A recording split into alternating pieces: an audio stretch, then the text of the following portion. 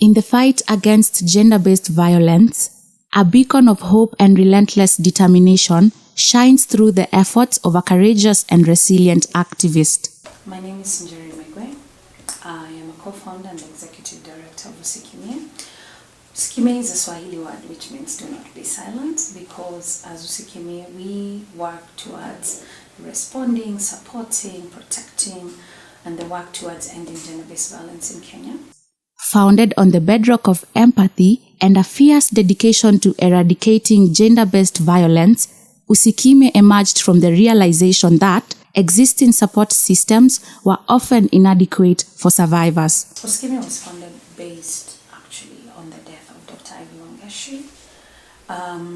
She was killed in April of 2019, and what happened after that was a very unheard of, for me at least at that point, an unheard of trend where people are making memes, people are making jokes, people are looking at it as though it's something I couldn't understand. Somebody has died, and we felt like, myself and my co-founder Stella Kachino, we felt like it was important for us to start speaking the truth to people so that they can understand what is gender-based violence and how does it affect people.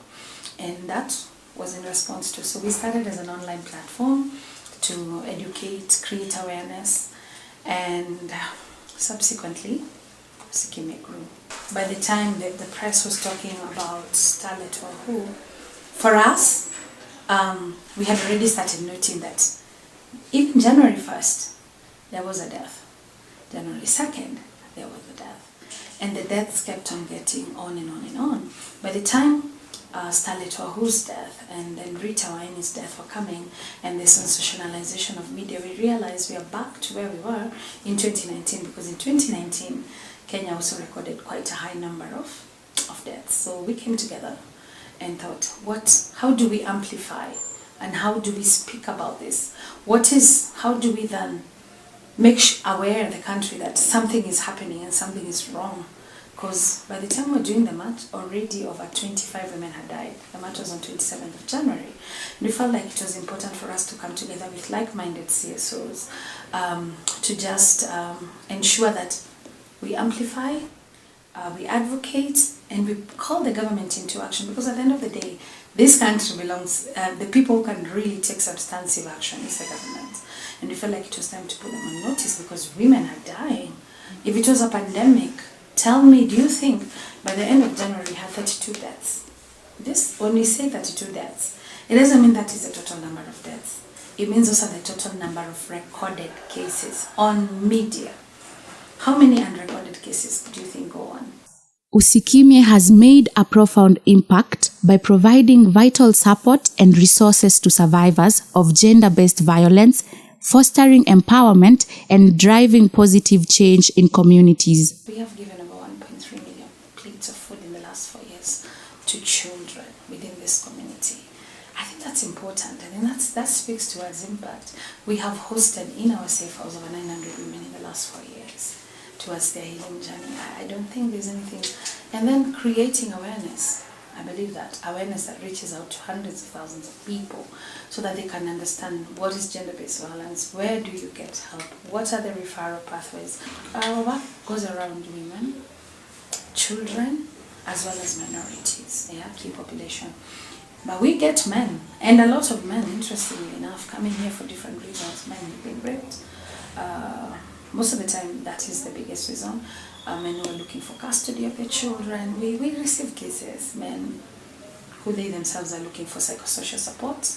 She encounters difficulties but remains determined to make a difference. Can you imagine you've been beaten or you've gone through violence, any form of gender-based violence? So that could be anything from female genital mutilation all the way to intimate partner violence, all the way to rape. Quite the spectrum. And you've gone through this, and you've been living somewhere where it is safe for you to heal, and now you've healed. Do you know how scary the world looks to you at that point? And sometimes just reintegrating to you, where are we reintegrating you back to? Let's say, for example, if it was an intimate partner case and you need to go back, where are you going back to? Because remember, where you left was where the violence was. And sometimes there are options about what do I do with my life? What if I didn't have a job? What if I wasn't financially supported? What if I go back home to my parents and my parents refuse me? As you can imagine, a large number of our clientele come from low-income areas or come from the rural areas, and sometimes even just that fare to come to court is a challenge. Somebody's going to weigh out, do I need to go to court or do I need to go look for work? Which one is more important? And the more the case drags, the more you find that people, get cold feet and they opt out. And again, you can't blame them, because at the end of the day, provision versus justice. And there's such an apathy towards justice because most of the time justice is not delivered.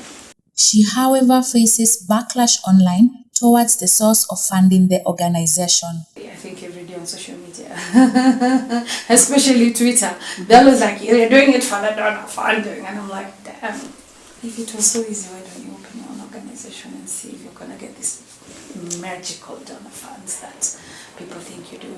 Founding an organization, especially one that does service delivery for gender-based violence, is one of the hardest things you can ever do. But first of all, you have to listen to people giving you excruciating, horrifying cases. It affects you, your psyche.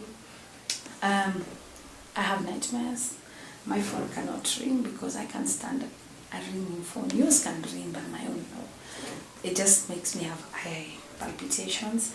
I have had to run away from this country because of the number of, please tell me what kind of money that is. That can actually equate to that. You do this because one, it is needed, and two, because I'm passionate about it, and three, because we have a very big 1 in 3 women, that is Kenya National Bureau of Statistics, 1 in 3 women will experience gender-based violence in this country, especially between the ages of 15 to 48 years. Funders fund you for their own things. You can't tell somebody who funds mental health to come here unless there is an aspect that they feel can work for them. So you have to look for funders who align with what you do. That is hard work, best believe. Because sometimes you already have what you do. So for us, we already have set programs. We do service delivery within the community in terms of, you come here, you report, we help you go to the police, we help you go to the hospital, we help you go to the safe house. That is already a model that we work on. We already have a feeding program. You as a donor, you want to start a mental health program for survivors of, say, gender-based violence. So do you see? Sometimes you have to look, do they align with the values? And if they do, then you can get the money. It's not easy. You have to write proposals, you have to read grants, and you have to get very many no's. You will get so many no's until you start thinking your middle name is no.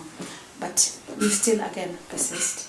In terms of collaborating with other CSOs, we have grown now, so it becomes easier as you walk this journey, as you start to see who aligns with what you do, and how can you come together. It's not as hard once you learn the lines of collaboration. Through her unwavering dedication and tireless advocacy, countless lives have been touched, empowered, and transformed. She's a social person. She's of much help to the society. Kwa project zake ukiangalia ni msee kwa will help the community, see for herself, gain a master kwa will kusaidia society. We have an impact report that actually speaks out to the number of things we have done. As I have said, feeding, giving plates of food, 1.3 million plates of food, that is a lot. Being able to take 23 children back to school, that is big. And even just to the day-to-day, the fact that you walk in here, you get to see a therapist, you get to, have half of the burdens relieved off your shoulders. We have women who are in chamas, able to take their kids to school, able to start small businesses. Those are gains.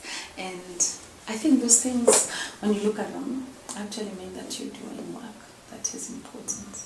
She prioritizes her mental well-being by engaging in various self-care practices and seeking support from professionals.